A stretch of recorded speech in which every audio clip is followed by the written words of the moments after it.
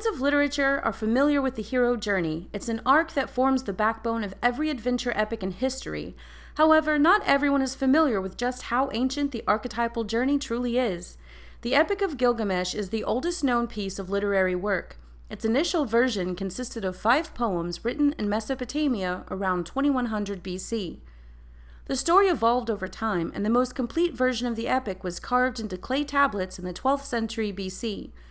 Despite its incredible age, the Epic of Gilgamesh follows the hero journey as well, carrying its flawed protagonist through a powerful transformational adventure, showing just how connected humanity is to the idea of the hero and his importance to civilization. The story begins with a description of Gilgamesh, king of Uruk. He's handsome and strong and full of energy. He's well admired by his people, but they also fear him.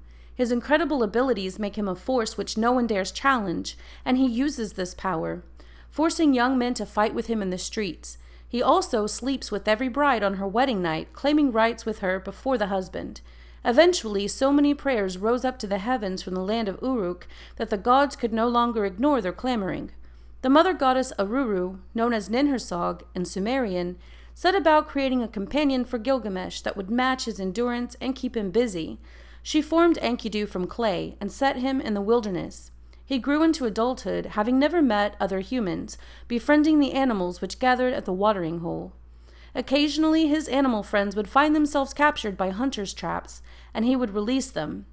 One day, the hunter came upon the wild man who'd been setting his prizes free and was shocked to see a man living in such a state. He went to Gilgamesh and told him of the man and asked for permission to bring a temple prostitute, Shamat, in an attempt to lure him from his beastly ways and attract him towards civilization. Shamat went to the watering hole and waited for Enkidu to appear. When he arrived, she disrobed, and Enkidu was immediately drawn to her. For 7 days they made love, and when their time together had ended, the animals rejected him. Everywhere he went, the gazelles which had once been his family now saw him as a human and fled from him in fear. Shamat told Enkidu of the splendors of civilized life and convinced him to leave the wilderness. They traveled to a shepherd's hut, where he's first introduced to bread and beer. He washed himself with water and oil and put on clothes. He also helped his new friends by scaring off the lions and wolves which plagued their herds. A few days later, the shepherds are preparing for a wedding feast, and Gilgamesh arrives to take his prize. Enkidu steps before the entrance of the young bride's chambers and refuses him entry. Gilgamesh and Enkidu fight in the streets, and for once the fierce king has found someone who challenges his strength and endurance. When the fight is over, both are impressed by the abilities of the other, and they quickly become friends. They set out to make a name for themselves, choosing an impossible quest that will bring them fame throughout the lands. Enlil has placed a terrifying demon named Humbaba in the great cedar forest to deter humans from cutting down the sacred trees. Gilgamesh decided he would go to this forest with his new friend Enkidu, kill Humbaba, and build a door for Enlil's temple. The king has golden axes made for them, weapons that would be capable of destroying Humbaba, and they began their adventure. It takes many days for the pair to journey to the cedar forest, and Enkidu has dreams, which Gilgamesh interprets as positive omens that ensure their success. On the way, Gilgamesh visits the temple of Ninsun, his mother, and introduces his friend Enkidu and tells her about their plans. She gives offerings to Shamash, the sun god, and prays for the safe return of her son. Eventually, the two reach the cedar forest and overcome the demon, who pleads for his life. In the end, Enkidu convinces Gilgamesh to kill Humbaba, and they gain their prize of cedar planks for the temple. Gilgamesh returns to Uruk and cleans himself up, replacing his worn-out rags with royal garments. His grand appearance attracts the goddess Ishtar, who proposes marriage.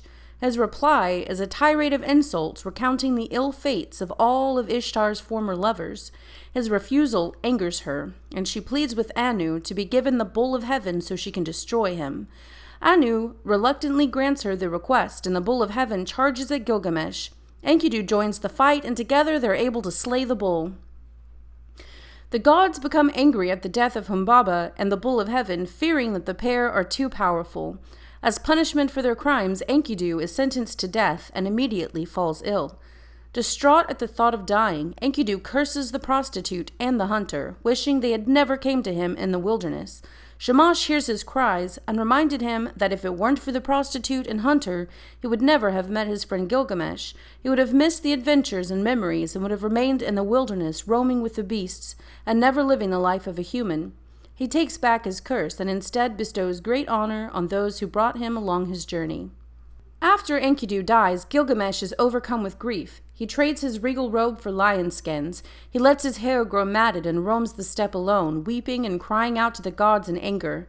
He becomes afraid of death, saying, "I am going to die. Am I not like Enkidu? Deep sadness penetrates my core. I fear death and now roam the wilderness." Now his quest becomes centered around overcoming death, and he begins a search for the famed Uttanapishtim, the great survivor of the flood who was granted immortality by the gods. He too wants to become immortal and wants to learn his secrets. After much wandering, he locates the home of Uttanapishtim and his wife.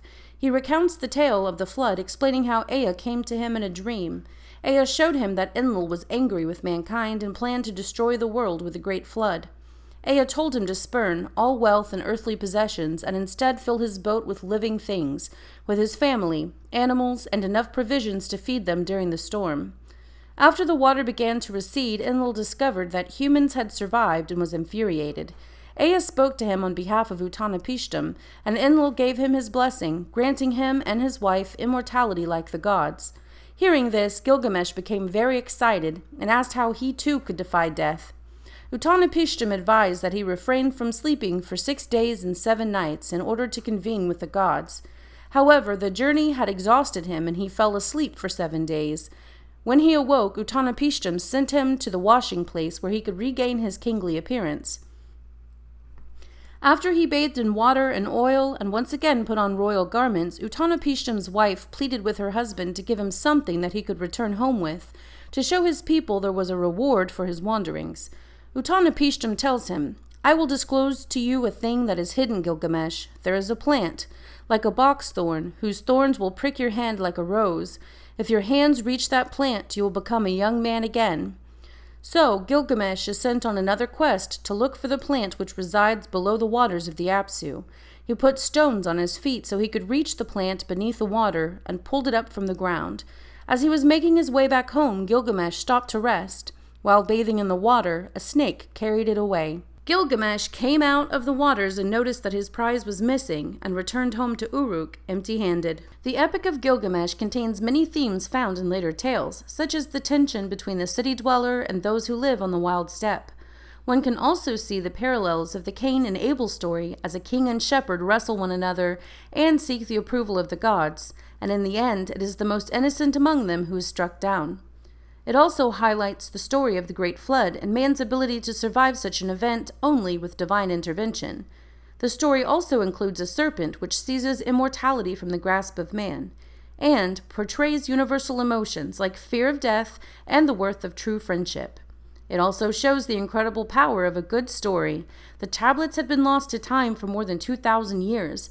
When it was unearthed by archaeologists in the 1800s, the popularity of its words is living proof that the hero and his quest for truth is a timeless tale that is destined to survive in the mind of man.